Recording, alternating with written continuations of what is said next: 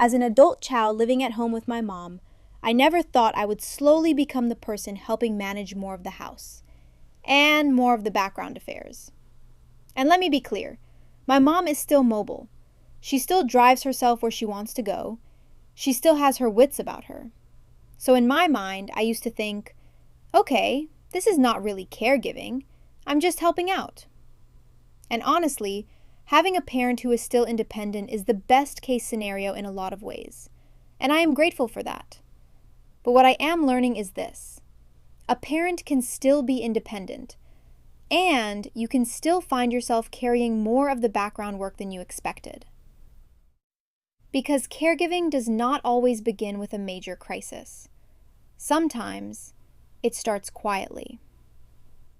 At first, it is one appointment, then one phone call, then one bill, then one prescription refill, then one insurance question. Then something in the house needs fixing. And suddenly, you realize you are not just helping with one thing. You are helping manage a whole second layer of life. And somewhere in the middle of all that, you may stop and think, hold on, did I accidentally clock in for a second job? You may live with your parent. You may not. But either way, you may start noticing that more and more of your time is being pulled toward their needs.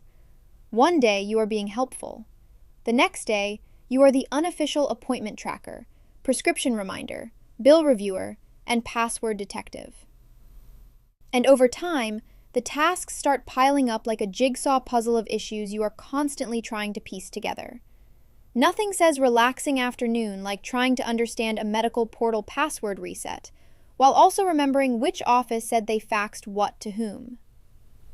And that is where I had to pause and ask myself, what exactly am I carrying here? Because when everything is mixed together in your mind, it just feels like stress. But when you slow it down, you can start to see the different pieces of the invisible workload. For me, and probably for a lot of adult children helping aging parents, the work usually falls into a few buckets: medical, financial, household, documents and access, and daily responsibilities. The medical side can start small. Maybe you are reminding your parent about an appointment, picking up a prescription, checking a test result, or trying to understand what the doctor's office said. Then suddenly, you are keeping track of appointment dates, medication changes, insurance approvals, lab work, specialist referrals, and which office needs to send paperwork to which other office. And if you have ever dealt with a medical portal, you already know. Sometimes the portal needs a portal. But underneath the humor, this is real work. Medical information has details, deadlines, and consequences. So even when you are not providing hands-on care, you may still be carrying the responsibility of making sure important health information does not fall through the cracks. Then there is the financial side. One bill comes in, then an explanation of benefits comes in. Then another statement comes in that looks almost the same, but somehow says something different. You may be helping look over insurance letters, medical bills, prescription costs, payment options, or basic monthly expenses. And sometimes you are not even trying to take over anything. You are just trying to help your parent understand what something means before a deadline passes. That is one of the places where the second job feeling really shows up. Because now you are not only managing information, you are also trying to protect against mistakes. And let me tell you, nothing makes you question your life choices like reading one piece of mail and realizing it has turned into a 3 phone call situation. Then there is the household side. Maybe something needs fixing. Maybe there is a maintenance issue. Maybe there is a safety concern.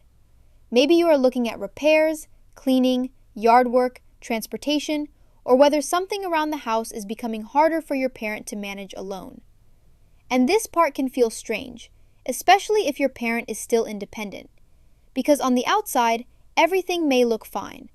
But behind the scenes, you may be the one helping research the contractor, read the paperwork, ask the questions, compare options, or make sure nobody takes advantage of them.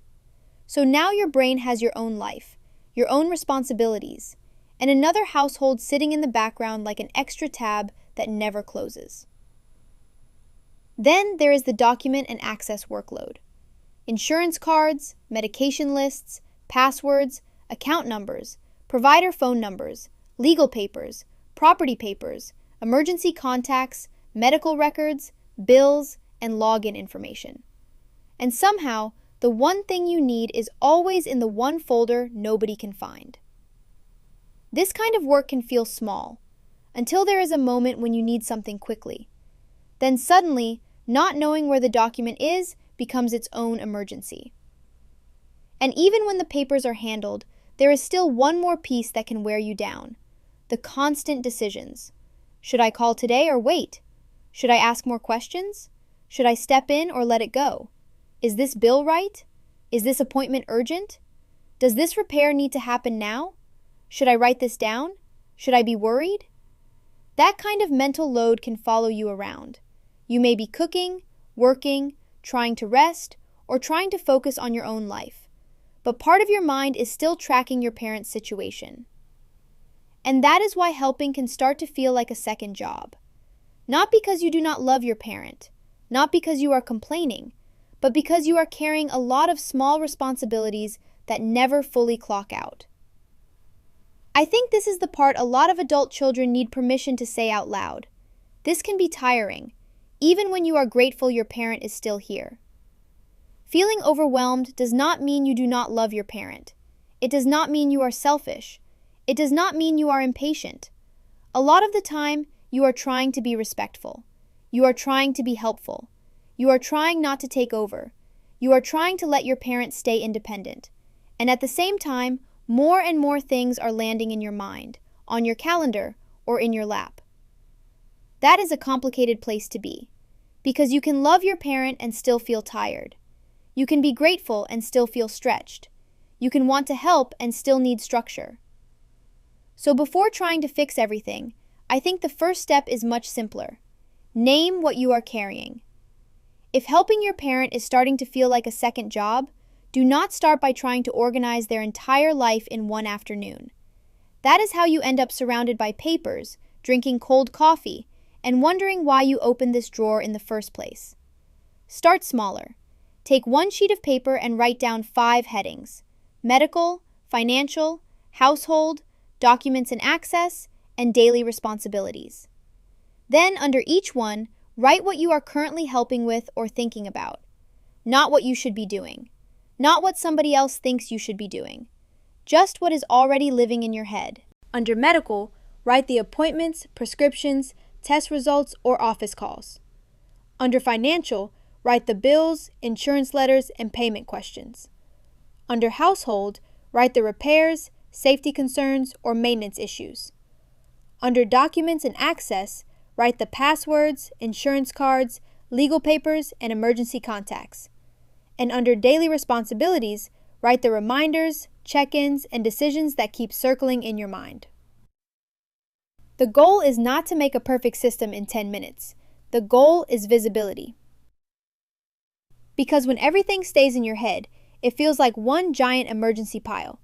But when you put it into categories, you can start to see what you are actually carrying. And once you see it clearly, you may realize something important. This is not just random helping. This is life logistics.